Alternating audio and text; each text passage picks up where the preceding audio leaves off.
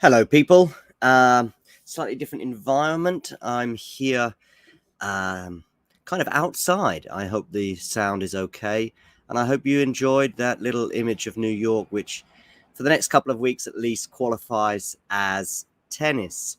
As you can see in my comment there, I'd love to get your predictions and your ideas. If you've been following at Talking Tennis TT on Twitter in the last hour or so, you will have seen that some of my reflections are very much becoming apparent, and we're going to reflect on those in this show. I want to hear what you think about the draw today on the men's and the women's side. Of course, it began with just minutes before. Hi, Jean, by the way. It began with just minutes before. Jean, by the way, I want your opinion. What did you think about that little picture I had for the first minute? If you hadn't had the picture, you'd have had me just doing this. And I think the picture's better because me just doing this is no fun for anyone. Also, tell me what you think. If you can hear any noises right now, I can hear somebody with a suitcase just going past. The bars are just about closing here, at least in the center of Bonn. Perhaps those who are seeking a livelier atmosphere need to head to Cologne, which is about 20 minutes down the road. Anyway, you don't want to hear about the nightlife in Bonn or Cologne. You want to hear about the US Open draws. Also, if you hear random shouting, by the way, there's just random people shouting on the street. Yeah, Gene, I see that. Time for your quarterfinal picks. So I've posted mine on Twitter. We will be having a look at them shortly, but put yours, especially yours, Gene, in the live chat right now, and anybody else who wishes. I've got chocolate, tick. I've got a cup of tea, tick. And I've also got a glass of water here just to see me through as well. Let me know what your late night tipbles are. I don't know if I'm a little bit dark, a little bit light. And I hope the sound is coming through loud and clear. Actually, I've actually got on my screen right now. I don't know if you can see that. Probably you can't. But I've got that's my semi-final lineup, which we will come to. This is for the women. I'm just picking my picks now. Oh boy, how difficult has it been, by the way, to pick the women's draw this year? Just insane. I've got people getting to the final that could also go out in the first round. I've got people going out in the first round that could arguably get to the final. Oh boy. Here we go anyway. There we go. I've got my final now. And I've got my winner as well. Let's see what you have. Let's go back to the image that I was showing before. And there we go. But we can also keep me maybe a bit. We can do this. Let's have me and that. Yeah, I guess that kind of works. Nick versus Felix. Fritz versus Steph there on the men's side for Jean. Nori versus Rafa.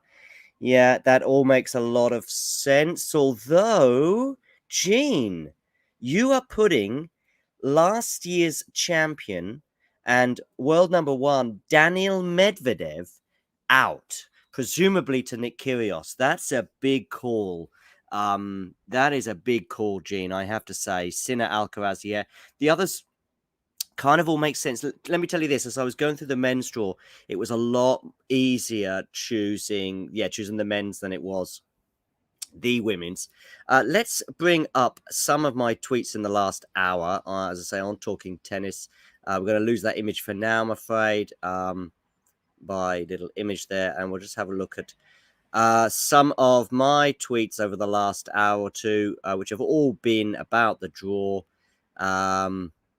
Yeah, as I say, first of all, we have had the Djokovic announcement that was kind of just on the eve of the draw. Sadly, I'll not be able to travel to New York this time. Well, actually, of course, that's not true. He is able to travel, should he wish, if he was to get vaccinated, which he's chosen not to, which, of course, we won't be going into now. But it is a shame that arguably the greatest player of all time will not be there. Time to have a little sip of tea.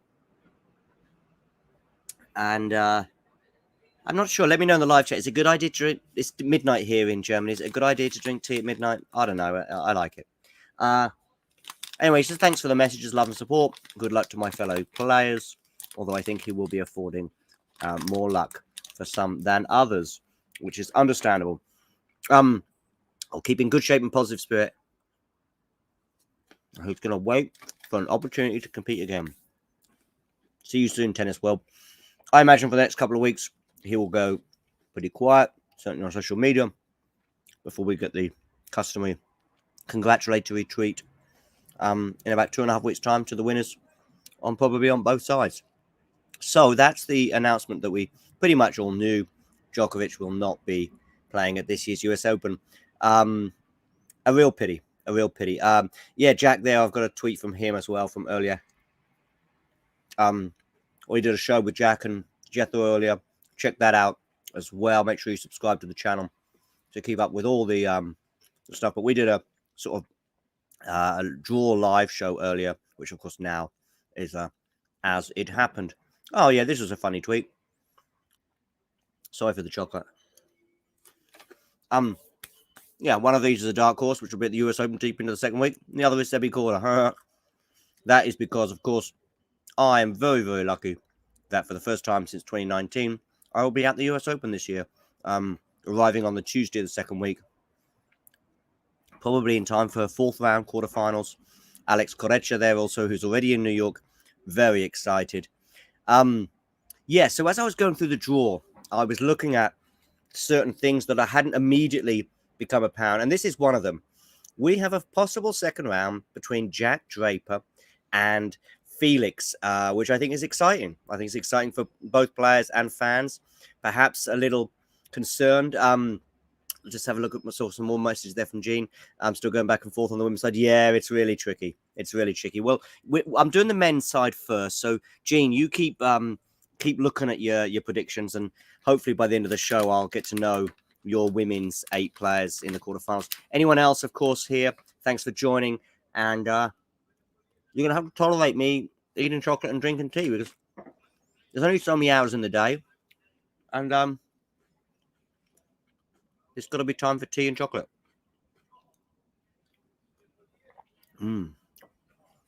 Oh, what chocolate? Milka. I'd love to have Milka as a sponsor, by the way. Imagine all the free chocolate. Milka would be great to have you on board as a sponsor, but other chocolate bars are available, and I will be reminding you of that until Milka come in with a wonderful sponsorship. Yeah, Rusavordi. I don't have Rusavordi going that far, I don't think. I don't recall thinking, oh, Rusavordi's here in my 4th round. Why should we not forget about him, Gene? Has he got an easy run? Not sure. Yeah, maybe a bit tired, but I still think that's a draw that Felix would rather have avoided. Put it that way. What other things stood out for me is really what it was is the first time was kind of obvious in many respects, but as we go through these tweets, you'll realize that I even missed a few. So anyway, Felix Draper possible second round. I thought that was quite exciting. Andy Murray, John Millman second round. Of course, that is dependent on Andy Murray beating Cerundolo in the first round, which I don't think is by any stretch of the imagination a gimme. But I think Andy Murray wins that. If Andy Murray plays Millman in the second round, which I think is very likely, or very possible, I should say, not very likely, I have Murray to win that one. And therefore, Murray's in a 3rd round of a major, which I think he made just the 2nd round in Australia this year. I think he make 2nd or 3rd round at Wimbledon when he lost to Isner. But put it this way, I think this is the best chance Andy Murray has of making a 4th round of a major in about 5 years, which is huge. He's always had terrible draws. Tsitsipas in the first round last year, which went to 5 sets, was a horrible draw for Murray. Isner at Wimbledon early this year, horrible draw. Chapeau fairly early at Wimbledon, early last year as well, I think 3rd round. Horrible draw. I think this is the best chance Murray has. If these issues with his, what do you call it? The cramping issues we saw last week in Cincinnati, that's something to be concerned about. At least this time he'll have plenty of rest anyway in between. I hope that doesn't recur, because the last thing I want to see is one of the players that was in the Big Four come off. Scott Barkley there, thank you. Yeah, made 3rd round at Wimbledon last year, where he played Chapeau. Furthest he's gone in a while, right? But I think this is the best chance he has at at making a good run at it. Yeah, Murray's got $7 first round. Yeah, it's a good match. I agree. Lost in the second round to Isner this year. Thanks, Scott. So, more tea needed. More tea. Do you like my mug? Little dance there from Sevilla, Spain. I have no knowledge of any famous tennis player to come from Sevilla. I know that, for example, currently we've got Alcaraz is from Murcia, and of course Nadal is from Mallorca. Nadal's coach is also from Mallorca, Charlie Moya or Carlos Moya. So let me know in the live chat if you know of any players that come from Seville. Of course, you have the opportunity now to Google it, but I have no clue. Pity, Seville's one of my favorite cities in the world, and I was lucky enough to live there. But you don't want to know about that. You want to know about the tennis, I know. Okay, so back to it. Murray Millman. If Murray gets to play Millman, I would favour Murray. It's a match I'd love to see. But really, Millman for me since I think it was Australia 2020 when he played Federer and had match points. But I think it was against Federer in that match. Everyone seemed to have match points that tournament against Federer, by the way. Even Tennis Sangren, who I guess, by the way, is Tennis Sangren in qualifying right now. He's been very vocal, of course, this year regarding certain things. Be interesting to know if he's still in the qualifying, if he's out, or what. Yeah, this was a second round that really also stood out for me. Borna Coric in the form of his life against Jenson Brooksby. Brooksby, of course, took a set off Djokovic last year. That would be an excellent match. 4-5 sets, quite possible. I do have Coric emerging victorious in that, but that could go either way. And to be honest with you, if I had this question a week ago, I'd have gone Brooksby all day long. But we all know how Coric's life has transformed since that win over Nadal about 8 days ago, and then obviously going on to win in Cincinnati without dropping a set, of course, after that. Let me know what you think. Do you think Brooksby will beat Coric should that matchup come up? I do think both of them have relatively comfortable first rounds, so I was quite confident that Brooksby would end up playing Coric in that second round. But that's a tricky one. But I put 60-40 in Coric's favor. What have we got next? So I've just been tweeting all these out. Make sure you give a like to this video if you like it. And if you don't, still click like. Also subscribe where you can. Yeah, it's another reminder. There's a video from earlier when I did the US Open draw with Jack and Jethro. We went through it tooth-combed as much as we possibly could. But of course, having seen it again and then again and again, and still I'm probably going to miss a few things, but there's been a few standout things, including Holger Rune's possible matchup with John Isner in the second round. How do you see that going? That's a 50-50. Probably John Isner a slight favourite, home crowd and all that, but Holger Rune's had a pretty good year, French Open especially, although hard courts, maybe he's less sure. Now we're getting into it. Now the possible third round, and this was something that probably hadn't struck me too much earlier. Kyrgios RBA is a potential third round. Tough draw for both players. I mean, I'm saying it's tough for Kyrgios, but Bautista Agut will be thinking, oh, could have had a better third round than that. By the way, though, this has consequences. These matchups we're seeing right now, and particularly this little trio of players that are highlighted on the screen right now, not only does it mean it's tough for these guys, there are there are consequences for other players that we'll be coming to shortly, whose draws are much kinder, of course. But for me, this is a tricky one, and Kyrgios's run is insane. If he is to go far, and he is to maybe even get to the final. I mean, I saw Gene having Kyrgios in the quarterfinal. I don't know if you have Kyrgios in the semis or even the final, Gene. Let me know in the live chat, because really Kyrgios from round 3 onwards, he's got Bautista Agut, he's got Medvedev, he's got he'll have Tsitsipas in the semis, Rafa in the final. I think I did actually write up his potential run, or maybe it was Medvedev's. In the quarters, is it Felix? Yeah, Felix. Boy, oh boy, oh boy. So we got Roberto Bautista. This is just a Kyrgios run. If you're a Kyrgios fan and who you're likely to be facing, or who the Australians like to be facing, Roberto Bautista Agut, or RBA. Then it would be Medvedev, which is a horrible draw for both players. I do make Medvedev favorite in that, but that's tricky. Then he would have Felix in the quarters, I believe, and then in the semi, Tsitsipas, and then in the final, Rafa. It's the complete opposite, really, to what happened at Wimbledon. Although he did really well at Wimbledon, he had a pretty soft route, Tsitsipas apart. I remember his quarterfinal, I think it was against Nakashima, was it?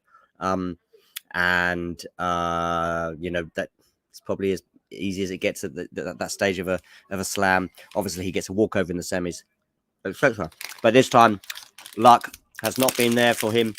And as a result, he's probably the one player, maybe Medvedev too, who will be, on the men's side at least, most affected by today's draw, I would say, in a negative sense.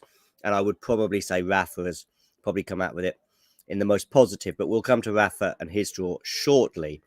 An announcement as well from the US Open that Serena Williams, we discussed it earlier. I debated whether she'll be definitely playing at nighttime. I'm sure of that. And Serena will be playing on Monday night. So, it doesn't say Monday night, but trust me, she won't be playing. She's not going to be playing 11 a.m. on court 17, that's for sure. Rafa will be playing on Tuesday. That one less certain. That one, whether that'll be day or night, I don't know. You would think it might be night, but the US Open might keep its powder dry just because his first round is not, let's say, popcorn, and there'll be plenty of popcorn matches for him to come. So they might just keep their powder dry and keep him elsewhere, but then they may think, listen, he might not last more than a couple of rounds, so we better make the most of it. It'll be interesting to see anyway, but I'm pretty sure Monday night, New York time will be about 7:30, I think, is more or less when their matches get underway. So that would be around about, what would that be? About midnight, around that time for most Europeans, I think, on Sunday. So on Monday night, maybe even slightly later. Okay, so that's Serena, Rafael Nadal, opening rounds at least. Tick. There I am just highlighting the pig of the draw for Nick Kyrgios. Not a bad draw for Shapo. Yeah, that's true. That is something, again, this is the kind of thing that you just can't do the arithmetic quick enough, and it would just be too long-winded, and you'd have large periods of Jack, Jethro, and I just being quiet and getting pens and papers and compasses and calculators out. But fortunately, now on reflection and seeing how my predictions were going, I was like, oh, actually, Chapeau is in, it's one of those ones when you start making the predictions and somebody who you probably wouldn't put in the top 16, let's say, of likely winners right now, and Chapeau wouldn't be in my first 16 possible winners, probably nor would Rublev either. And yet the draw has meant that they meet each other in the third round, and one of them, I suspect, will be in the fourth round. I know I spoke to Gene before we went live, and I think he has Chapeau in the fourth round. I've gone for Rublev, personally. Rune won't make it far. Yeah, I have him, I think, going out in the second round. I think that's right. Coric versus Alcaraz, round 3 clash. Yeah, that's a popcorn match for sure. Thanks, Scott, as well. Scott filling in the blanks for me. Very useful. Kovanic is Serena's first round, as I said. I think that'll be on Monday evening, US time or New York time. Of course, that depends on where in the world you are. If you're in the Americas, either north or south, that'll be Monday evening too, I guess. If you're in Europe, like myself and many others, or perhaps Central, Southern, or Northern Africa. Do you see how I'm doing the timelines here? Not bad. Then you'll be looking at a similar time zone to me, and therefore it will be around about midnight, 1 o'clock, something like that. So that's assuming she's first on as well on Monday evening. Normally they go for the bigger match of the two, if you like. In New York, I was lucky enough to be there on a few occasions, including the first round in 2016. I saw Djokovic play a Polish guy whose name always escapes me. Let me know who that is in the live chat. Who Djokovic knocked out. I think it was in 4 sets. That was the night in 2016 when Phil Collins did a little set. And Djokovic did a little song afterwards. So as I say, I think they'll probably have Serena on first, which will be about 7:30 local time on Monday evening. Actually, they're asking when I'm traveling to New York. I'm going on the second Tuesday So the second week, beginning of the second week, let's say. I think it'll be the tail end of the fourth round, or perhaps even the quarters that get underway on that Tuesday. It's always difficult to know how the slams make this up. In fact, I messed up this year by traveling to Paris, for example, for the quarters on the Wednesday, getting there on Wednesday. But of course, I'd missed the two juiciest of the quarterfinals, let's say, that took place the previous day. Notably, of course, Djokovic against Nadal. But never mind, sometimes even old sages like myself can mess up. Onto the water now. It's been a hot day. Get your questions, get your thoughts in on the live chat. I can see some of you helping each other out there with some questions regarding, for example, Serena's first round opponent. That's very good of you, Scott, to give Ashley an answer for that. Yeah, Gene, I do agree with you. I don't think Rune will go that far. Perhaps if he'd had a kinder draw. But Rune is a bit like someone like Chapo. You know, suddenly you start doing your predictions like I was doing the last hour or two, and you start going through your phone, and then suddenly you've got, you know, Chapo or Rublev in your fourth round, and you're thinking, well, Chapo could win that. And then Chapo's had a good tournament and maybe even a kind of good year. I mean, he got to the quarters in Australia, a devastating defeat though, for so many reasons. And I was talking to Owen from Popcorn Tennis a few weeks ago about that match, and he just thought that Chapo played an awful match in so many ways, tactically and mentally as well. But anyway, that's Chapo. As I say up on the screen here, I've got that potential match with Rublev, which I think will be exciting. Whoever wins or however that goes, I think that would be a good match to see. Again, Rublev's probably got quite a nice draw, and at least until the third round. I didn't have any doubts about him skipping over his first two. And like I say here in this tweet, fourth round or further would be considered a success, I would suggest, for the Canadian. Yeah. Now, I touched on it before. Medvedev's run. Let's talk about this. So, if you're a Medvedev fan, I think look away now. As my opinion. I think Kozlov won't cause him any trouble. I think Rinderknech is probably a typical second round opponent, probably par, you would say, perhaps for the course. So could be worse, could be better. But it's from round 3 onwards where things get interesting. Maybe I'm being a bit optimistic on Shelton's behalf, and Shelton might not get to round 3. That might not happen, and then suddenly things would get a little bit easier, I think. I'm not saying Shelton is a nightmare draw for the third round. Maybe there's even worse third round opponents that other players will be coming up against, you know, other top seeded players will be coming up against. I just think that Shelton is somebody that is an unknown, really. I mean, he's only been on the tour for a few weeks, so I don't think you would choose Shelton, put it that way, is what I'm suggesting. But then, of course, Kyrgios. Well, if you're the world number 1 and the reigning champion and many people's favourite going into the tournament, including the bookmakers, it'd be interesting to know if the bookmakers have shifted at all, actually, on this. You don't want to be having what I would call a 60-40 in the fourth round. And that's exactly what that is for me. It's a 60-40 for Medvedev.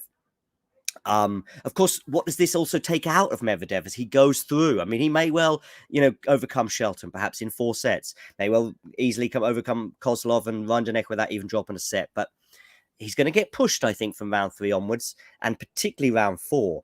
So how much will that take him out? I mean, he may emerge against Kyrgios 5 sets. He may emerge against Felix 5 sets. But then he's still got Tsitsipas to come, who's just recently beaten him, of course, I think for the first time, at least on a hard court. I think it's the first time on a hard court, but I'm sure somebody in the live chat will pick me up on that one. Actually, I'm just going to go back to the live chat to see if anyone's said anything of any interest. Who has the easier draw, Ashley? Well, I think I'm addressing that, at least half of that side right now, but I can tell you it's Rafa. And I'll have an argument with anybody who suggests otherwise, that he has the easier draw by a long, long way. And I think we can see on the screen there, because I just think that we saw how Medvedev said to Rafa at the net in Australia famously, "Are you tired, man?" You know, after that match went 5 hours 24 minutes. So you know, I think this is a pig of a draw.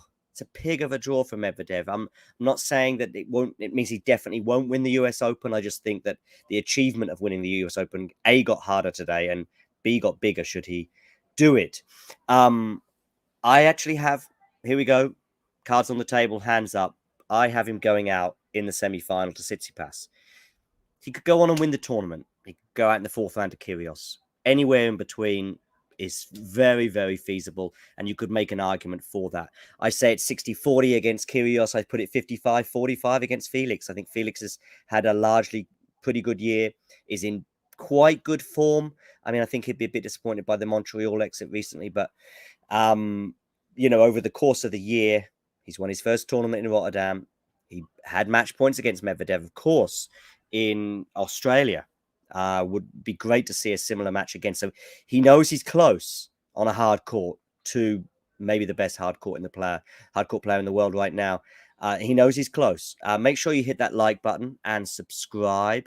Yes, Scott there highlighting, I think, something that many of us, including myself, feel that since he had those 3 break points in the third set against Rafa in Australia, he hasn't looked the same. I mean, Rafa played him again about 3 weeks later in Acapulco, wiped the floor with him in straight sets. And you went into that match thinking, when you go and think about it, 3 weeks before going into that Australian Open final, Medvedev was the favorite for many, including this observer. And yet there we were 3 weeks later in Acapulco, and I thought, Rafa's going to do this easily. And he did.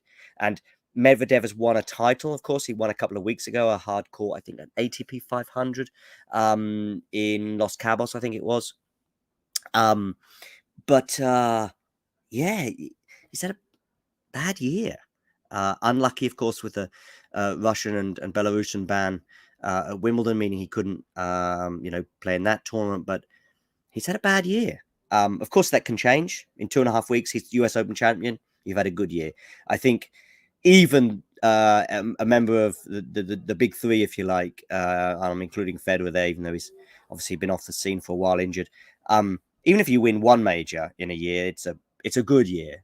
I think if you win 2, it's been an amazing year. And obviously, Rafa has already won 2 this year. So Medvedev wins the US Open 2.5 weeks from now. Then suddenly his year transforms, if you like. And this is Medvedev's time, don't forget. It's that time of the year when we see him performing at his best so often in the past, but he's going to have to do it again. Okay, let's go back to the tweets. I basically did all this earlier, tweeting all of this stuff. This is partly promoting my Twitter account, Talking Tennis TT, but it was also a way of just helping me go through some of my thoughts and gather them. Yeah, that's me replying to Gene there. He said he thinks Shapo will beat, I guess, Rublev in the 3rd round and will come up against Norrie. I have Rublev going through and playing Norrie in the 4th round. Norrie, I think, has a okay run until the 4th round, where you would expect things to get difficult. But yeah, I think Norrie even probably would be happy with his sector until a potential Rafa quarterfinal. In fact, I think I have that. I know I have that quarterfinal, and we're going to come to it shortly. So yeah, if by the way there's a player, let's say a top 8, top 10 player that I haven't mentioned, or let's say there's one of the top 5 that like to go for, i.e. Rafa. The fact that I haven't mentioned them thus far tells you something, and it tells you that I think their early round draws at least are quite easy. The fact that I've not mentioned Rafa yet is because he's got a kind. I know he's got a 2nd round against potentially against Karatsev or Fognini, which is interesting. Yes, difficult. Not if Rafa's anywhere near his best. No, if I'm honest. I'm just gonna, a bit more water. Yeah, not one that should trouble Rafa too much. Actually, there's a match in the last 2 or 3 years that has gone under the radar for Rafa, and I want to mention it right now. And it's nowhere near his most memorable. It's nowhere near, given especially this year how well he's played at times. But the match he played against Fognini at the Australian Open in 2021, 4th round, I think it was, just before obviously he went out to Tsitsipas in the quarters, I think was one of his best performances on a hard court in the last 3 years. Just my take on that match. He was sensational. Fognini at the time, I think his stock was a bit higher than it currently is. I got up at like 4 o'clock in the morning to watch that match, thinking, yeah, Fognini could take a set. Of course, Fognini famously beating Rafa in 5 sets in New York in, I think it was 2016, when he came from 2 sets down. And I mentioned it to Jethro and Jack earlier that I think that's the most devastated I've seen Rafa ever come off a court. There's images of him walking down the tunnel afterwards of him just can't believe it. And that was when Rafa's probably reached the depths, I suppose, of despair, because he then, I think he had an injury as well, but then he comes back a few months later to get to the final in Australia and gets back on the wagon, let's say. I think that was 2016, but let me know in the live chat if it was 2015 against Fognini.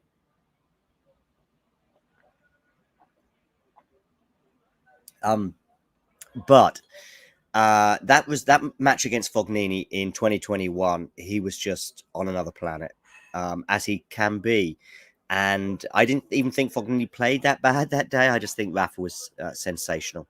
So I can't recall who I have Rafa against in the third round, but I think in the fourth I have him up against Kecmanovic in the fourth round. But I think it could go elsewhere. I'm just going to get my phone out right now because I'm doing a lot of this from memory, and it might be easier if I have a quick look at Rafa's run. As I say, the first round, he has wildcard Rinki Hijikata from Australia. I have him easily skittling that one out, and I think he'll do so without dropping a set. As I say, then he could play Karatsev, of course, but Karatsev really is also somebody who's really scratching around for form at the moment. So I do have Fognini beating him. Of course, Fognini went to a third set tiebreak last week in where was it, in Cincinnati. That was a good match, and maybe Fognini should have won that. So yeah, I have Rafa against Fognini. Oh yeah, in the third round I have Rafa against Kecmanovic, and then in the fourth round I think I have Rafa against Tiafoe. Let me just have a look at this, see if I have him against Tiafoe, which is, yeah, that's tricky. So Kecmanovic, yeah, and then Tiafoe, yeah. I mean, that's tricky, but I think he'll beat Tiafoe. Should that happen, I think he'll beat Kecmanovic. He may drop a set or so against both of those, but it's easier than I think it's easier than Shelton and Kyrgios as a pair, if you like, especially Kyrgios, of course. So that's what we're comparing it to, with Medvedev at the top and Nadal at the bottom. Back to these tweets.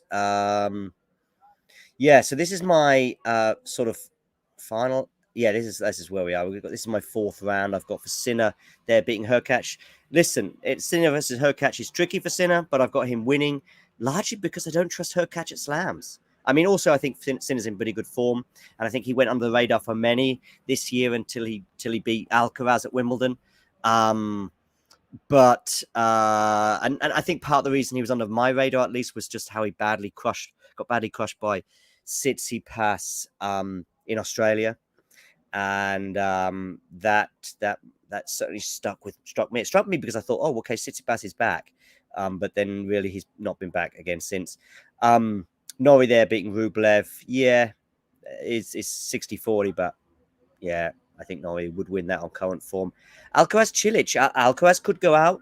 Cilic is always a bit random. 1 minute, he's beating Medvedev in straight sets, albeit on clay. Well, I say albeit on clay. It's not exactly Cilic. But 1 minute, Cilic is getting to the semi-finals of the French Open. Come on, what planet is that from? But the next minute, he's going out first round to somebody very lowly ranked. So that's an interesting one. But I do have Alcaraz winning, especially if he can regain some of the form he had from earlier this year. Medvedev, I have got him beating Kyrgios. I've got Felix beating PCB.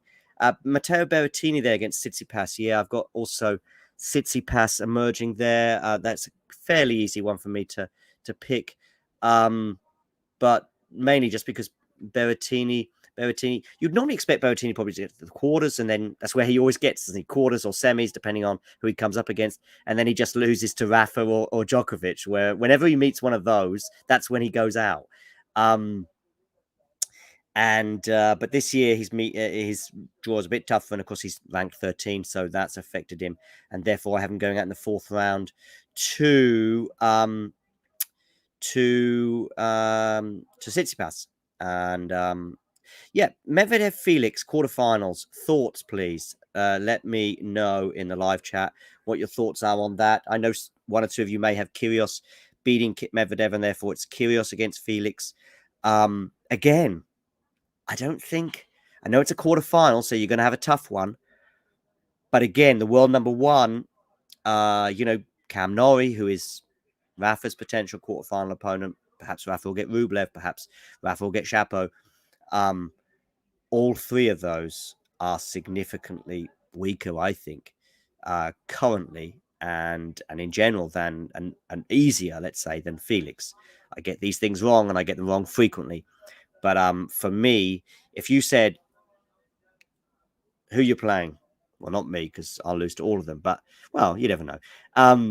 But if your favorite player, who would you rather they play? Felix, Norrie, Rublev, or Shapovalov. So those three are Rafa's potential quarters and Medvedev's likely quarterfinal opponent. I think Felix. It's Felix every day of the week is the trickier opponent, and therefore that's probably the biggest reason. Well, the Kyrgios fourth round, Felix quarterfinal combo is for me the biggest reason why Medvedev's draw is a pig and Rafa's is somewhat easier, because I think TFO again. Who would you rather play? You've got TFO potentially for Rafa, and you've got Kyrgios potentially for Medvedev. Listen, TFO's tricky, but it's TFO every day of the week. Yeah, I like TFO, and he can produce, especially in the States, and he's playing well at the moment, but it's a no-brainer. Whoever your favorite player is, whether it's Andy Murray Scott, or whether it's Novak Djokovic, or whoever your favorite player is, you've got the choice of Kyrgios or TFO. You're taking TFO, I suggest. Let me know if you disagree in the live chat by all means. So, despite that, I do have Medvedev going through, just because I think he's the slight favourite in both his fourth round and quarterfinal. Yeah. When are Andy Murray and Stan Wawrinka due to meet? A slightly facetious, jokey tweet there from me.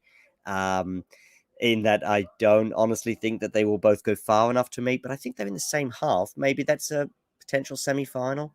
I don't know. I think it is a potential semi-final, something like that. Yeah, the dust has settled. We're all playing our parts for our favourite players towards US Open glory. You don't have a Murray-Gasquet final. Murray and Gasquet on opposite side of the draw. Love Gasquet, but I have him going out in the first round. Anyway, here we are to discuss the men's and the women's draws, and look at the possible matches that may never happen, because a lot of these matches we're discussing, by Monday evening could be blown out of the bag, and all of our predictions are upset, let's say. So now here we are at the quarterfinal stage. As you can see at the bottom of the screen, I have Rafa playing Norrie, and have Rafa emerging victorious in that matchup at the left hand as Sinner Alcaraz. Tough. And of course, a lot can change over the next 10 days. If they end up meeting each other, but Alcaraz has recovered that form from earlier this season and also from the US Open last year, we may well go into that match thinking Alcaraz is going to win this. If he doesn't recover the form and he is dropping sets left, right, and centre en route, I make Sinner the slight favourite. Call me crazy, call me whatever. Yeah. Fritz, by the way, I haven't really mentioned him so far because I do think his draw is quite kind.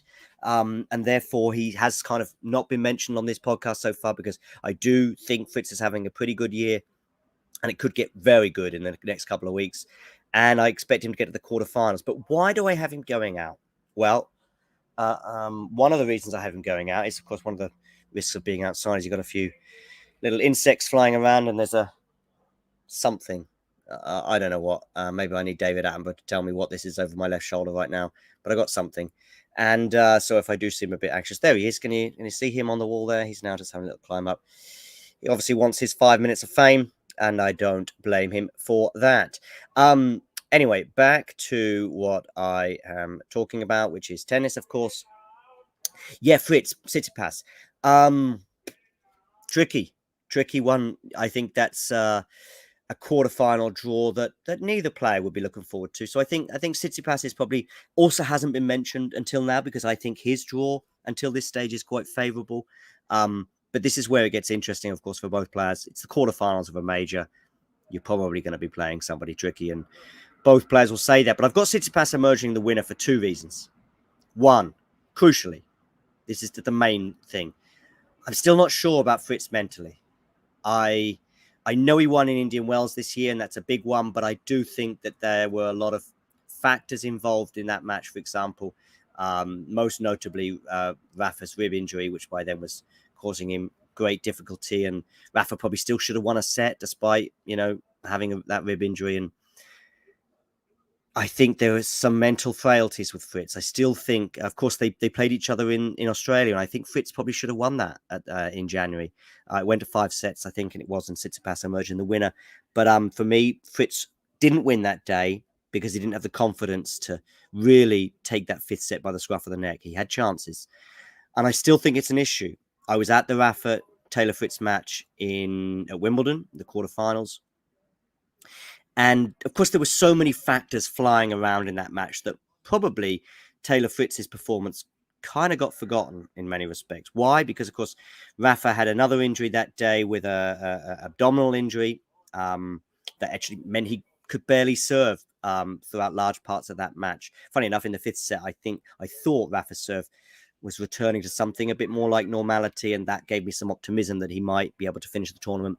Of course, the following day he pulls out, but I don't think that looks good on Fritz. I don't think if we look at Fritz that day and we analyze his performance, and I went to Fritz's press conference afterwards and he was devastated. He told me he wasn't feeling any nerves, and I guess I believe him certainly as he went onto the court. And he said he was excited about playing Rafa, and he said he was going to bring his best and more aggressive level of tennis. He won the first set, but pretty much from midway through the first set onwards, there was a smash from Rafa. I think it was 3-1 because Rafa got an early break, and without the injury, I think he would have won that first set and would have won the match comfortably. There was a smash from Rafa at around about 3-1, which I think was the moment that exacerbated the injury, because he was already carrying it into the match anyway. But that was the stretch and smash, because actually I don't think Rafa won. I think he lost about 5 or 6 games in a row at that point, and that cost him the first set. And I think he may even have been a couple of games down. It might have been a breakdown in the second set too, but I think he got that back and then ultimately prevailed in that second set 7-5 as Rafa can. But Fritz should have won that match. Fritz should have won it. And what was notable as things got tight, he seemed to get tight, and especially on the serve. His service speeds in the 5th set, I think it was, were way down. And Rafa's just getting the ball over the net. Fritz should win that match, and he didn't. And I think it was down to just a lack of belief, I think, in the crucial moments. So there's another reason, though, that I have Tsitsipas winning it, is I think Tsitsipas is now just beginning to get back to some kind of form that he showed, that he was showing, say, 18 months ago in that great clay court season he had in 2021, which of course included a massive win in Monte Carlo. I believe that was his first Masters 1000 title. And he had a great clay court season there that took him all the way to the French Open final. Bit like Medvedev in Australia, though, this year. 2 sets to love up against one of the GOATs. Loses that match ultimately. And I don't think he's been quite the same since. Until now. It's the first major I'm going into with some sense of confidence around Tsitsipas, put it that way.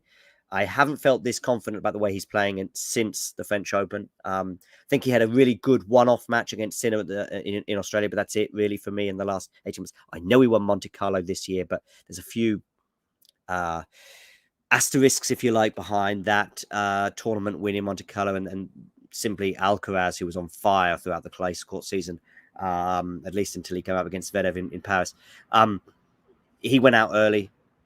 Djokovic's, I think, first Masters tournament of the year goes out early to Davidovich Fokina. Was a surprise, but given the conditioning that Djokovic was in at the time, just due to the lack of matches, means he goes out early. Nadal was injured. Tsitsipas's run to that title, let's say, was kind, and he still made heavy work of it. So for me, he's had a rough 18 months. I spoke to Vanch about this the other day. Vanch had a slightly different take on his last maybe 15, 16 months. And it was a bit more optimistic about the last 15, 16 months for the Greek. But for me, he's not performed. He's not performed. You know, he's gone out early like he did in Paris this year. Okay, you probably would expect him to lose to Kyrgios in at Wimbledon, but now he's coming back. I saw him in Cincinnati last week. I know he lost to Coric in the final, but his pedigree at slams is better than most players on the tour, with the exception of obviously Djokovic and Nadal. And Djokovic isn't there this year, of course, as we know and we spoke about at the beginning of the show. So there's a chance here for Tsitsipas. There's a chance, and I think he's going to take it, and I think he's going to get at least to the semi-finals. And therefore, I think he'll beat Fritz, and I think he may even do it more comfortably than he did in Australia. So I have Tsitsipas going through, and he also beat Medvedev last week. I know Medvedev, perhaps in that third set in particular, was poor, and I know his serve was way off, which of course is important for Medvedev. And so, yeah, but I think that's a big win for him and an indication of where he's at. Of course, he's got the on-court coaching, really, which hasn't been mentioned too much. But of course, Tsitsipas kind of, I don't think he was joking, because Tsitsipas doesn't really joke, not that often. We sometimes find him funny, but I don't think he always realizes how funny he is. And with Tsitsipas, he said recently, well, I'm glad we've got on-court coaching right now, but it doesn't really make much difference. And I was thinking, yeah, of course it doesn't make much difference to you, because you've been receiving on-court coaching for years, albeit against the rules. But now, of course, there is allowed, at least for this period of the season. It's under a trial period. I personally would like to see it go. I love the fact that tennis players have to work things out for themselves. And I think it's what makes one of the amazing things about tennis and what makes it unique, unlike pretty much any other sport, where you've got a coach, you've got a caddy, you've got a manager to help you through the difficult moments and give you guidance. But you don't have that in tennis. From the minute you say goodbye as a coach to your player in the locker room and you don't see them for 5 hours, that's it. You know, you can see each other, and the player can maybe gesticulate to the coach, but the coach can do nothing back. And I love it. Ashley, thanks for your comment there. Tsitsipas getting coaching on every changeover, lol. Yeah. Okay, let's go back to the tweets. Of course, by the way, those of you looking forward to me talking about the women, it is to come. Don't worry. This show does go on. And therefore, you know my semi-finals on the men's side. So, yeah. Elise Cornet there saying she wouldn't miss it for a while. Well, what does she mean? She means her match against Emma Raducanu. By the way, Osaka Daniel Collins, yeah, what a round one that is. But we'll be coming up to that in a second. So we're now on the women's side. You know my men's semi-finals, by the way. You don't know my women's semi-finals. And we're going to come to those now. And then I'll jump back to the men's to just do a conclusion to the tournament. And I'll do a conclusion to the women's as well. As we go through. But anyway, here we go. Round one, Emma Raducanu, Alice Cornet, Naomi Osaka, Daniel Collins, probably two of the biggest popcorn matches from the first round. We already know, of course, that Serena's also going to be playing on Monday, and whoever Serena was ending up playing was always going to be a big draw. But this is also a huge match. And yeah, Alice Cornet says, I wouldn't miss it for the world. Well, yeah, we just as well. I know she's sort of joking a bit there, but that's a relief, I said, because, yeah, I think the audience would be somewhat let down if Alice Cornet forgot that she was due to play Emma Raducanu at the US Open. Iga Sloane-Stephens, possible second round. Yeah, that stands out. That's a tricky draw for Iga. I expect her to prevail. Let me know what you think in the live chat. But I do expect Iga to prevail, and we'll see if I think she'll actually go on to win the title. But it's a great second round match, and you can see I've gone for the emojis there. Talking of emojis, I've never really been big on them, but I'm starting to use them. I like receiving them. I just never really sent them. Maybe I should send more. Let me know in the live chat. Okie dokie. Let's go back to some more of my thoughts. Um, Yeah, so let's keep going. Who are your picks for the quarters? Yeah, let me know your picks on the in the live chat for both the men's and the women's. Who are your picks for the quarterfinals? You've seen my men's quarterfinals. Let me know what you think of those, and also on the women's side as well. Oh yeah, it would be great to see a Ukrainian go far.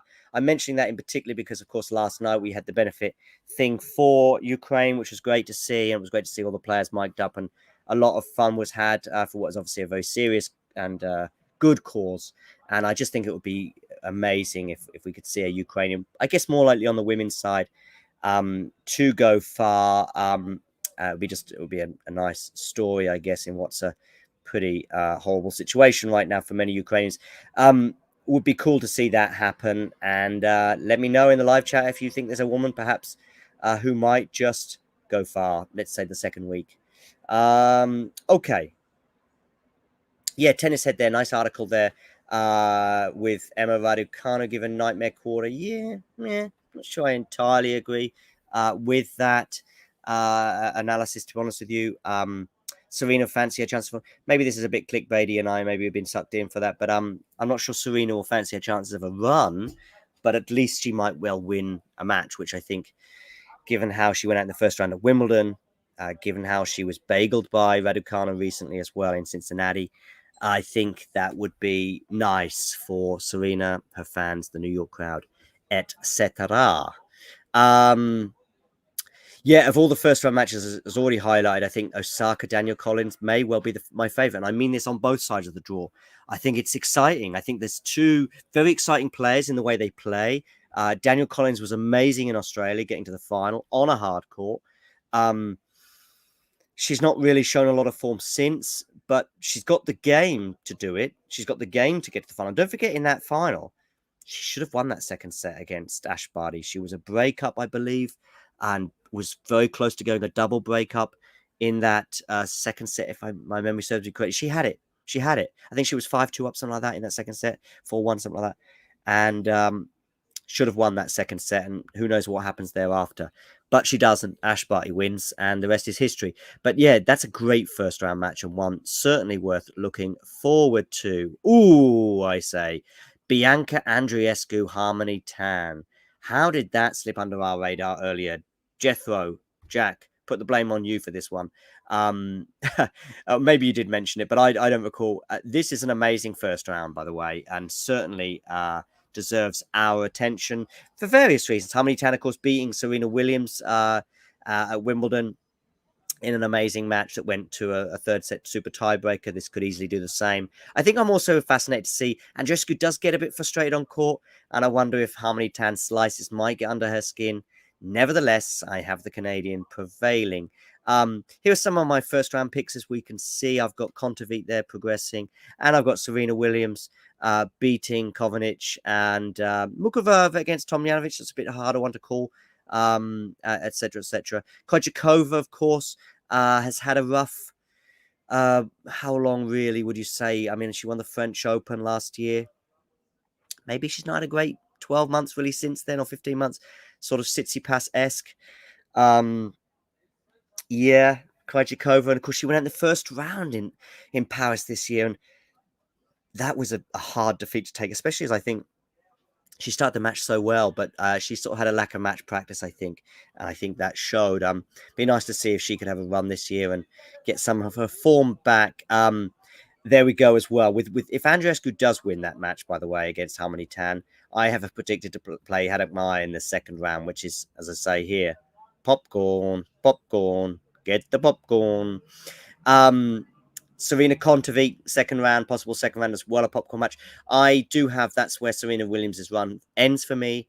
But with Kontaveit, you just never know. The world number 2 is a bit up and down. Christopher Clary there, somewhat ironically tweeting about let Novak play Australia, which he expects to be happening very soon. I don't know what will happen regarding that. Of course, there's this whole potential ban that's often enacted when people are banned for 3 years from re-entering a country after they've had their visa rejected. But what I would say on that is that oh, thanks, Colby. I've got some nice thoughts there. I'll come to them in a second. What I'll say quickly on the Djokovic thing, I don't want to get bogged down too much by it, but he's got two hurdles to overcome for Australia.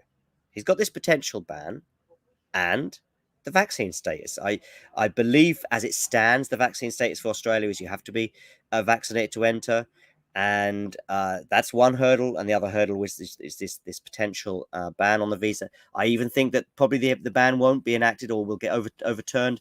The government has changed in Australia since January, and that may well not be the case. But their stance on COVID is very similar.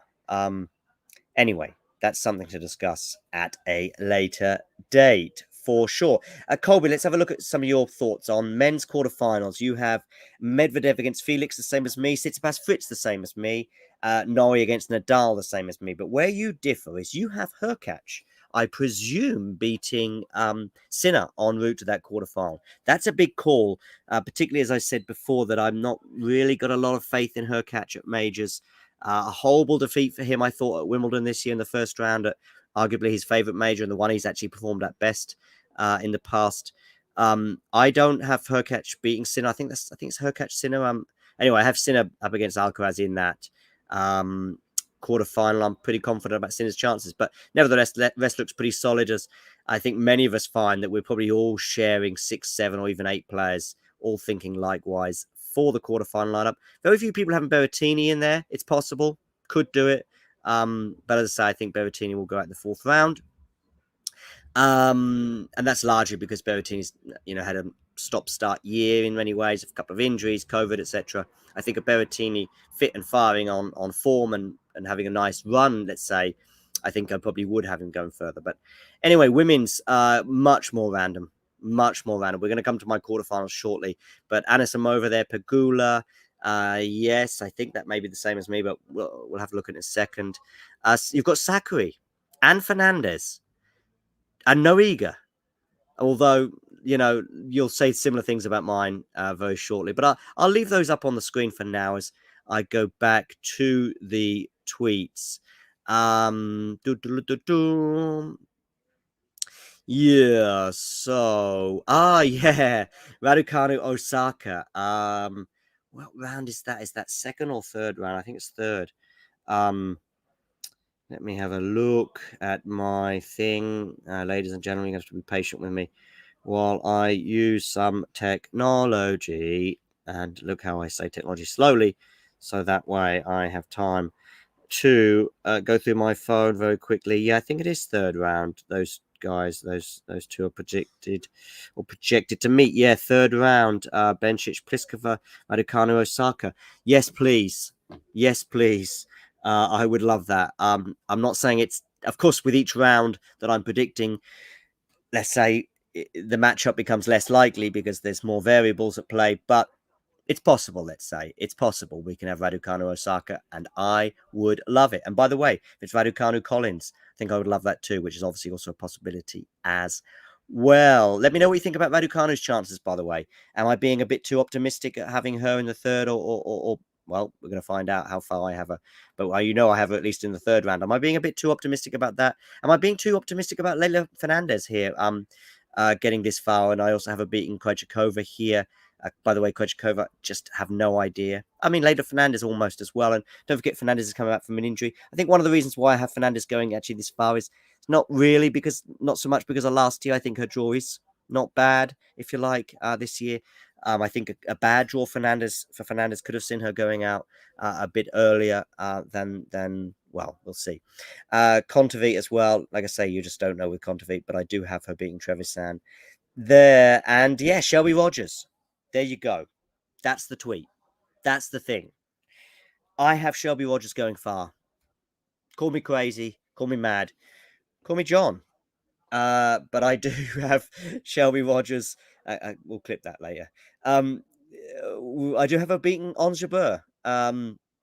Ons Jabeur's form since that Wimbledon final has tailed off somewhat. And, grass is maybe slightly more favourable for her, I think. Boy, I'm thirsty. Yeah, I have Shelby Walters beating on Jabeur. Thoughts in the live chat? Am I crazy? I mean, Jabeur could win, and Shelby could not, may not even get this far. But I remember the tennis Shelby produced a year ago at this same tournament, US Open, and the way she managed to beat. She managed to turn things around against Barty. You know, Barty would have gone into that tournament, I guess, most people's favorite. Although I know her form in the US has obviously not always been as consistent as elsewhere. Never won that major, and of course may never win it if she doesn't come out of retirement. More on that another time, but I do think she may one day come out of retirement. But yeah, I'm going big on Shelby. Let me know what you think. Am I going too big? Maybe. We've already seen some of my thoughts there. Yeah, I've got Sakari. Really like Sakari. I really do. And I'd love to see her, win a major. I'm a bit worried about her, though. I was worried about her a year ago. All these semi-finals she getting to and kept losing, I think, must have hurt. But since the Indian Wells final, her form has nosedived as well. So many people really during that purple patch that Swiatek had, winning, I think it was 35 matches in a row, obviously taking her to the French Open title as well as some Masters 1000 tournaments.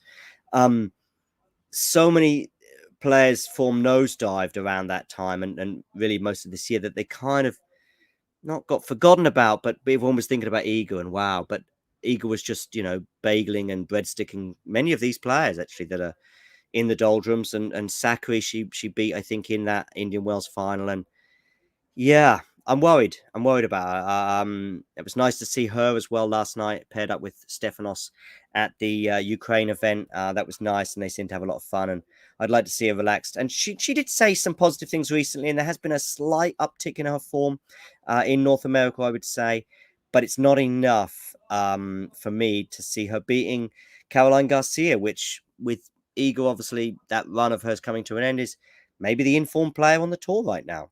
Coco Gauff, by the way, that's yeah. Is there a tougher? I'm asking you, is there a tougher fourth round match to call than Coco Gauff or Simona Halep?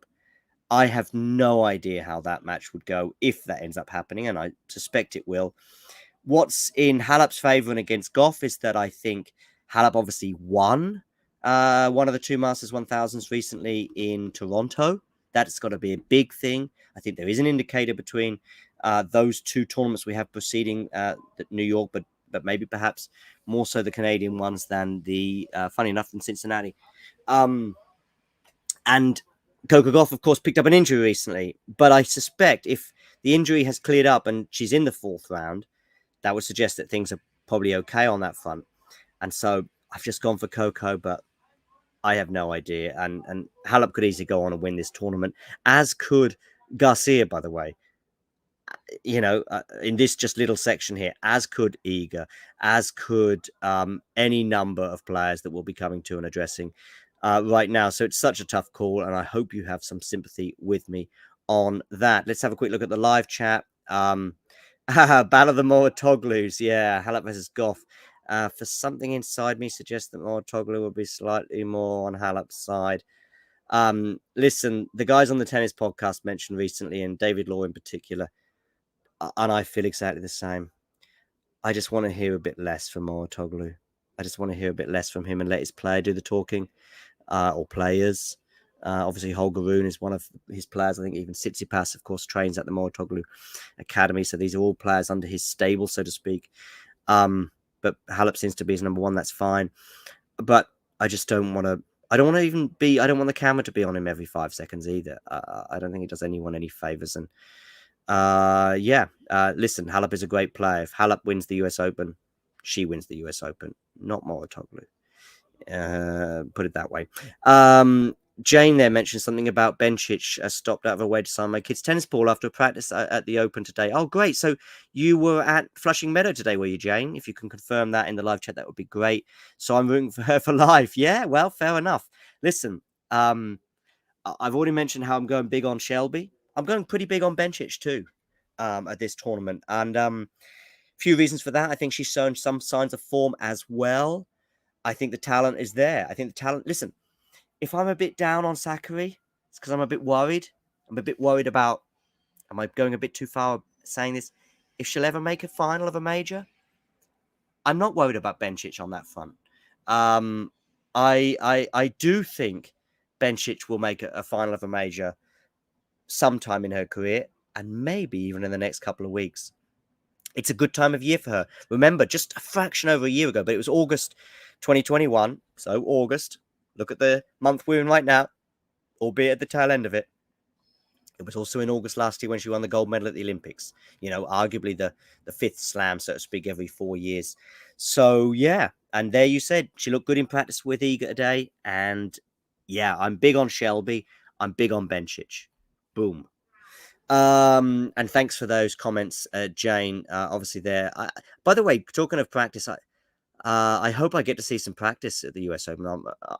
I love this this new sort of thing. We're seeing it a lot with YouTube videos, and we're seeing a lot of it being streamed live. I think on the US Open website. Check that out if you can. That a lot of these practices, you know, I could watch some of these players practice all day. And I may well do that very soon because I'm going to be in New York, as I said, in a couple of weeks, and I'll be trying to send some footage across and doing bits and pieces. It may be a bit more shorts orientated, if you know what YouTube shorts are, documenting my time there.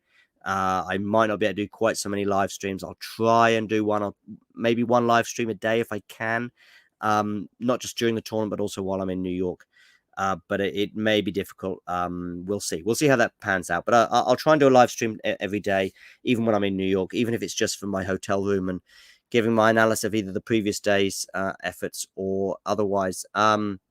What's going on here? Oh, okay. So you also saw Rublev against David Fokina, which was an intense practice. Yeah, best tennis players in the world.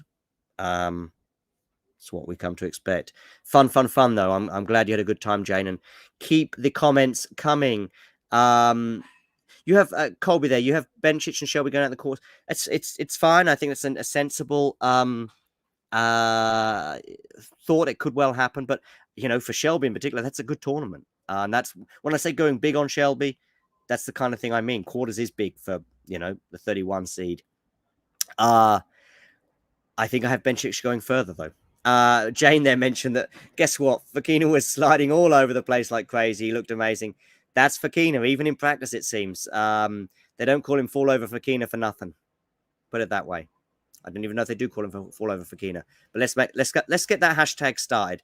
Hashtag fall over Fokina, and then we'll start seeing how many times he falls over during the tournament. And by the way, it's fun. You know, these are dives often, but he's often on the surface, strewn there, often winning the point, and it's spectacular, and I love it. And my favorite player growing up was Boris Becker, and he was always diving all over the court, and I loved that too. And by the way, I like Davidovich Fokina. He comes across really well especially in his on-court interviews afterwards. I remember one at Queen's this year where I thought, nice guy. That left an impression. And I think Coco Gauff will leave an impression on this tournament. There we go. That's where I have Raducanu's run ending. She comes up against Bencic there in my...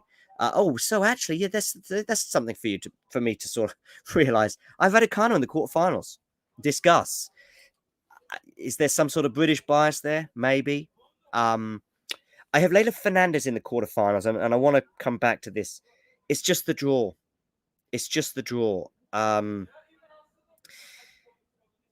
She could easily go out earlier, and especially if the injury flares up again. I wasn't that big on Leylah in the last, few hours, few days or whatever, but just seeing the draw, I'd love to see her go far and even further in the quarters, because I've got a soft spot for her, particularly after that run last year, and her style of play and her guts and determination, which I think were landmarks of that run to the final. Anyway, Gauff Garcia, as I said, in the form of her life perhaps right now, and that's an incredible match. But I would have Gauff to prevail, and I got Bencic beating Raducanu. Yeah, Raducanu is in my quarterfinals for a few reasons. The draw again plays its part. New York plays its part in the fact that, she's done quite well there. She did quite well there last year. And the other thing is her form is coming back. Okay, she lost to Pegula, but, if she was playing Pegula, for example, in the fourth round, which 11 and 8 seeds means that that could have happened. If that had been her draw, I'd have had going out to Pegula. You know, if she'd have drawn Garcia earlier, or even Shelby, perhaps, you know, in the third round, for example, which could have happened. If those draws had ended up happening, Raducanu doesn't get to my quarterfinals, but they don't, and her draw is okay. And I think if she does play Osaka, I've got her beating Osaka, and therefore she's in my quarters. Sorry, but that's how it is. But I do have her being beaten by Bencic. Pegula, by the way, is a player for me that is solid, is good. He's number 8 seed, which is about right. And she's a good gatekeeper in a similar sort of way that Berrettini, Rublev perhaps are on the men's side, in that if you play her, you've got to play well. You've probably got to play your best, perhaps. Certainly, if you're you know, ranked similarly to her, you've got to play your best to beat her. And if you do beat her, it's a good sign that you may well go on and win the title. Let's say that. And the same if you beat Berrettini or Rublev, I would say, on the men's side. Equally, if you're not on your best form, not up to it, she'll beat you. She'll beat you. She'll knock you out, and you'll be on that first flight home to, or that next flight home to Poland or Switzerland, UK, Canada, or even somewhere else in the US, wherever you're from or wherever you reside. Anyway, that's Pegula, the gatekeeper. She gets to the quarterfinals, and for me, loses to Iga. Iga, actually, again, it's tricky to know. It's because I don't know that I have Iga keep going. To be honest with you, it's just because I don't know. So it's a lot easier to just pick her when you don't know. That's my quarters anyway. That's us live now. So there we go. And that's the Twitter account. Of course, you can catch me on, become a Patreon as well, or also on Twitch. You can watch me, and Facebook. Also, I think it's Talking Tennis on Facebook as well. Make sure you click on that like page. Make sure you subscribe to the channel as well, and click that like button if you haven't done so already. Let's go back to the live chat, and let's have me on a bigger screen, shall we, as I discuss the tail end of the tournament. How do we like that? Is that too big, maybe? Shall we go like this, perhaps? Changing it up somewhat. Let's go like this. Okay, so now we are at the semi-final stage. I will just come back to the live thing here. Raducanu over Rybakina, yeah. Call me crazy. But yeah, I do, Colby. I think that Hadamaya, what we got here from Colby, I think Hadamaya takes out Gasquet. Could happen. Yeah, could be a good matchup for her. Perhaps you are right and I am wrong. I think that's a really difficult one to call, actually. Both are in good form. Hadamaya as well goes out in the first round of Wimbledon, which was a shock, but since then she's been playing really well, and could well have an amazing US Open. Don't think she's quite got enough to win it, but hey, this could also get clipped in a couple of weeks as she lifts that trophy and everyone reminds me that I said she doesn't quite have it to win the tournament. Anyway, yeah, I also think Garcia, the other thing with Garcia, she's playing really well. Let me talk about something about Garcia, okay? And players do turn corners. I'm just going to actually just shift things a little closer so I can get a little more comfortable now. We are here. See if this works, if I can maybe lean back a little bit. Maybe even hold the mic for a short while whilst I get comfortable up here. Yeah, so I'm going to hold the mic here, I think. Let me say something about Garcia, okay? And this is a concern, I still think, despite her good form and obviously winning that Masters 1000 last week in Cincinnati. Something I saw in Garcia a couple of years ago was in Paris at the French Open, where she was having a reasonable run. I think it was third or fourth round. It was the year 2020. Remember the one in October? I think it wasn't entirely behind closed doors, but had, just a few hundred people in the crowds, pretty much, or 1,000 people at each match on the main courts. And there was something I noticed about Garcia that I didn't like it. And it's something I don't subscribe to, and I don't like it in players when I see it. And it's a superstition. It's I saw her asking for the same ball again. Let's say she hits an ace. She wanted that same ball back, and to serve with that. Many of you will be thinking, oh, but Rafa has these superstitions. No, these things with Rafa Nadal, they're not superstitions. They're routines. Big difference. Big difference because the routine helps you focus. We see Rafa Nadal very focused and intense in practice, but he's wearing his baseball cap back to front. He doesn't have his bandana on. He doesn't do his ticks and all the rest of it because in practice, it's practice. The match is the match. And it's having a routine that can help you produce your best tennis for him and for many players, I think. And for many of us in life, perhaps a routine can also help us stay focused in the right moments. Asking for that same ball back is a superstition, and it's not a routine, and it can even be disruptive. And of course, it doesn't make any difference. Maybe there's a placebo effect, but maybe there's not.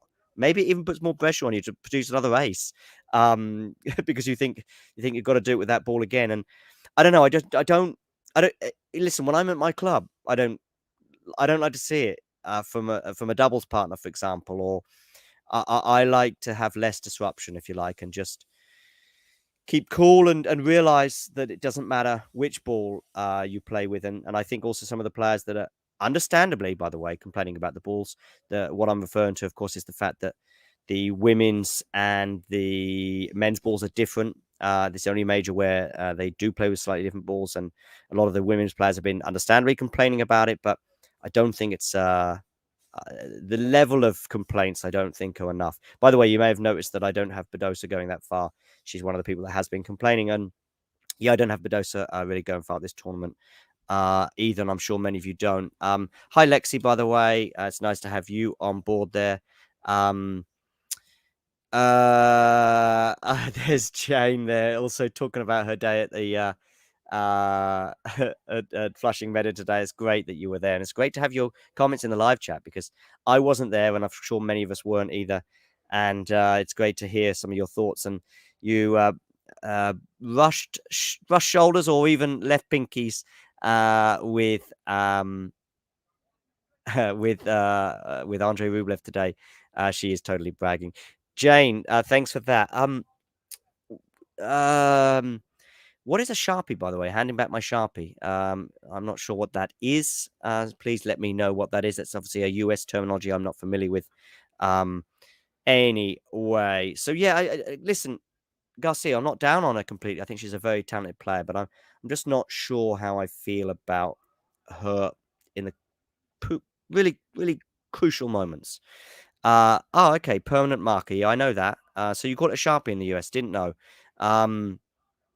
Cool. What else is this from Colby here? Heavy spin players seem to dislike the balls flat. Ground stroke players seem to do well. Well, if that's the case, I'm sure Rafa will not be too pleased about these balls. Although are you specifically referring to the women and the differences in that ball? Or maybe that's the case. In which case, I guess Iga maybe not too keen on it either. But knowing Iga, should just get on with it. And same with Rafa. Rafa does highlight certain things. I remember at the French Open a couple of years ago, he wasn't too keen on the ball change. I think they used to use Bab a lot, and then they moved away, maybe to Wilson. And I know he mentioned something in Indian Wells this year about the balls. I think a Pen, I believe, is the brand they use in Indian Wells. But he mentions it, and then he moves on, and then he then he wins the tournament or gets to the final anyway. Okay, Colby, thank you. Yeah, so it's more the women that will find that. So that could well undermine Iga a little bit. I'm glad we mentioned Iga. We've just been talking about the women. I haven't announced exactly how I see the semi-finals going. I showed you my quarterfinal screen, but now we're at the US Open. US Open have just tweeted, by the way, US Open coming together to give fans at home at their top tennis health tips something. Okay, nice. Nice. Yeah, so I'm going on my phone again because I want to have a quick look at my projected semi-finals on the men's and the women's side. And yeah, now there's just 4 players left. I think I don't even need to share a screen with you. I have Iga against Bencic on one side, and I have Coco Gauff against Shelby Rogers on the other side. That's a big call, I think. To have the 31 seed at the semi-final, big call, big call. So I've got Iga, Bencic, Coco Gauff, Shelby Rogers. And by the way, I'll probably be entirely wrong with all 4 of these picks, but that's the state of women's tennis right now, and it's in a healthy, rude state, I would suggest.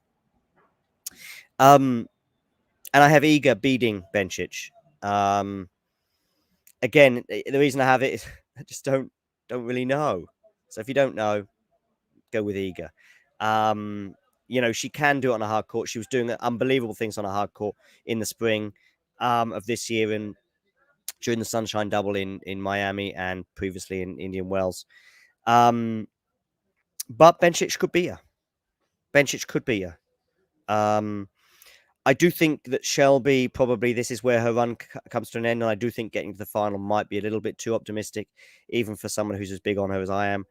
And so I have Coco Gauff beating her, and therefore it's a repeat of the French Open final. I have Swiatek against Gauff. But listen to me, people. Bencic could win this tournament. She could be a Grand Slam winner. And maybe in terms of putting it out there, that would be... I mean, she's not exactly a dark horse because she's seeded 13, is she? Something like that, Bencic. And, she's the gold medalist, of course, and she has a lot of pedigree. Bencic could win the US Open. You heard it here. But I have a repeat of the French Open final, and I also have a repeat result with Iga prevailing against Coco Gauff. I think if it wasn't for Coco Gauff's injury, by the way, that she got I think it was in Cincinnati. If it wasn't for that, and by the way, she said she's fine, so we take her at her word. If it wasn't for that and the form that she was showing and the few more matches that she would have had in Cincinnati, I may well have even been certainly more convinced about Coco getting to the final, and maybe even have changed my mind about the whole thing. But I'm actually doubtful in a way about I've got Coco in the final, but I have no idea. She could go out second or third round, but that's how it is. So of course, what you want to know is, who have I got? Listen, who have you got in your semis? Who have you got winning the whole tournament on the men's and the women's side? Let me know in the live chat. Colby there saying something about Iga. Let's have a look. Iga's been complaining a lot about the balls, dedicating an entire interview to her after a match. Well, okay, maybe I'm being a bit too kind to her by saying that she won't dwell on it. Maybe she won't dwell on it once the tournament starts. Rude. Hates the pen balls too. Yeah, but this is for Indian Wells, I think, isn't it? The pen balls in New York, are they pen as well? Are they pen in New York? Let me know in the live chat. Are they the same balls? It may well be the same that they use at Indian Wells and the US Open. That being the case, I think Rafa wouldn't be too keen. So I remember Rafa saying in Indian Wells this year that regarding the balls there, that normally when they fly off the racket, he knows whether it's going to be in or out, whether it's going to land on the line, where it's going to land, blah, blah, blah. He just said in Indian Wells, he wasn't quite sure. It would leave the racket and he still wouldn't know until the ball landed and he heard the out call or whatever. I do remember him saying that in Indian Wells this year, where, of course, he still got to the final and probably should have won and would have won if it hadn't been for that injury. So, Iga, Coco is my final. Who's your final? On the men's and the women's side, because I'll be coming to the men's in a second. I have Iga prevailing, and I'm just going to repeat it. It's the same reason. I don't know. So it's not the US Open for the pen balls. I don't know what brand they have at the US Open, actually, but I just know there's been a lot of talk about them. Okay, Colby. So you've got Tsitsipas and Gauff to win. Well, I've got Iga to win on the women's side, but it would be an amazing story for tennis on so many levels if Coco Gauff were to win the US Open, and I'd be all aboard that train as well. I'm glad you mentioned Tsitsipas. On the men's side, coming back to them, my semi-final lineup is Tsitsipas against Medvedev and Nadal against Sinner. I think I'm just going to check. I made my predictions earlier. Pretty sure that's what I have on the men's side. Nadal, Sinner. Sinner's seeded number 11. So, you wouldn't necessarily project or think that he would make the semis, but I think a combination of form, the draw, and I think he's got maybe a little thing over he's got a little thing over Alcaraz at the moment. I know it's only 2 matches in a row, but he beat him at Wimbledon, beat Montclair as well. recently as well. So I think Sinner, if they do play each other, excuse me, time to take some water, I think, and maybe a little pause.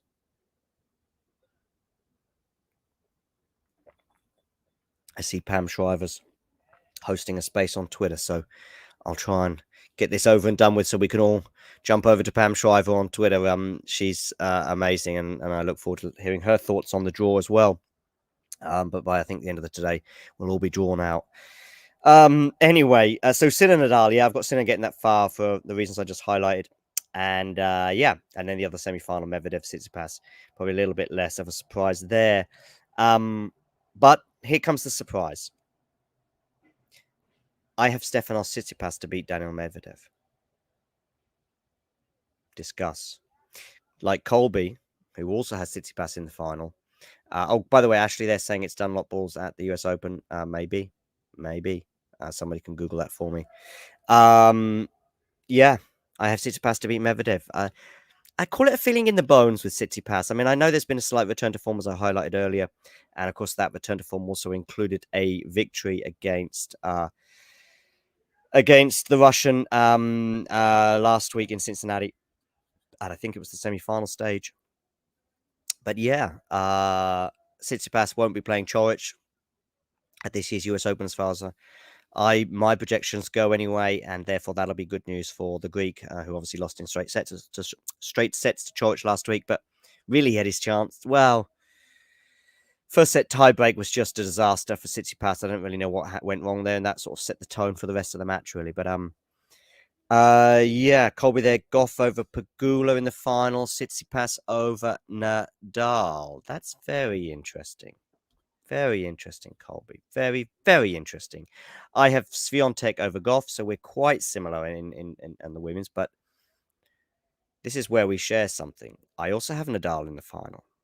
Not that crazy, is it, to say that the 22-time major winner is going to make a Grand Slam final? It'll be, I think, his 30th, I believe, more or less, of which he's won 22. He's actually not made as many finals, I think, as Federer or Djokovic. Albeit that then you can flip it the other way and say that he's won a larger percentage of his finals. And like all of these stats, you can just twist it to whatever your narrative happens to be. And I get quite tired of that. But Colby has Tsitsipas against Nadal in the final, and so do I. I also have Tsitsipas to beat Nadal in that final. Again, feeling in the bones. I don't think they've played each other on a hard court since they played each other in Australia last year, when Tsitsipas kind of finally got the Nadal thing off his back. I always felt that Tsitsipas against Djokovic, Tsitsipas against Federer, beat Federer, of course, at the Australian Open in 2019, but I think Tsitsipas had a thing with Nadal. Remember, actually, at that Australian Open in 2019, when Nadal just crushed him in the semi-finals, and Tsitsipas was really demoralized by that.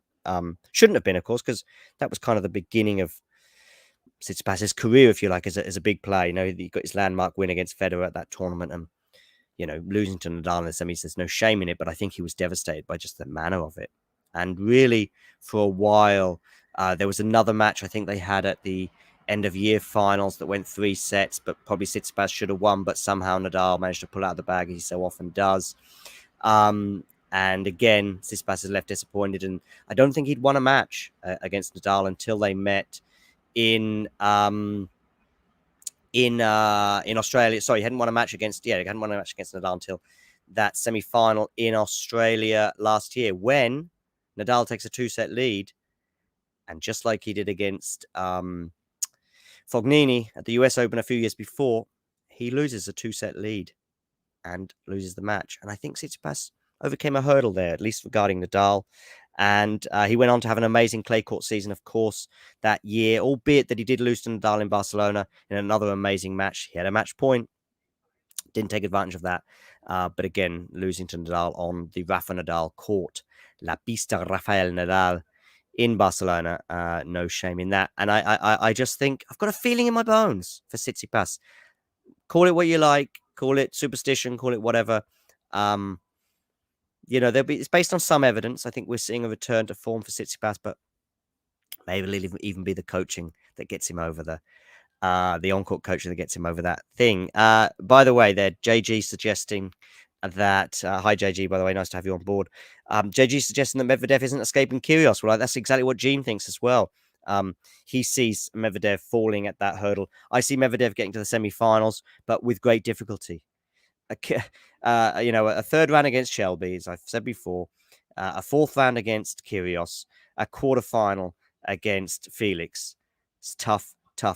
And by the time he gets to that semi-final against Tsitsipas, so much will have been taken out of him one way or another. That's if he gets that far. And listen, Medvedev of course, he could win this tournament. He's won it before. He was in the final in 2019. He was also in the Australian Open final in 2021. He's got the pedigree for sure. But that's a pig of a draw. It's a pig of a draw. I expect him to win his first two rounds with relative ease, but Shelby is unknown. He could easily beat Shelby in straight sets and, only drop half a dozen games. But it's the unknown factor. You don't really want that in a third round. You want a known, if you like. I already mentioned before, fourth round Kyrgios. I make Medvedev slight favourite. But you're the world number one. You don't want to be slight favourite in a fourth round. You want to be heavy favourite. And Nadal potentially is playing TFO on the opposite side of the draw. TFO or Kyrgios, who do you want? You want TFO every day of the week. Quarterfinal, Nadal potentially against Cam Norrie. Medvedev against potentially Felix. Who do you want to face? Cam Norrie, seeded 7. Felix, seeded 6. Cam Norrie, having a great couple of years. Do you ever see Cam Norrie winning a major? Personally, I don't. Do you ever see Felix winning a major? Absolutely. Who do you want to face? Cam Norrie or Felix? You want to face Cam Norrie. So that's why I think Medvedev's draw is tough. And it could be Kyrgios that he goes out to, but I do have him getting to the semi-finals all the same. Yeah. So, Tsitsipas to beat Nadal though in the final. Let me know if you think I'm mad. I by the way, I completely understand if you do think I'm mad on that, because as I say to you, it's more feeling in the bones than anything else. Listen, we've been going an hour and a half. Pam Shriver's there for us all to listen to on Twitter as we, like me, head to bed. It's 1:30 in the morning here in Germany, and I have no idea what the time is where you are, but yeah, it's time to bring this to a close. But it's been a long day, a long evening, and as I said before, I think we're all drawn out. Everybody, planet Earth, thanks for stopping by.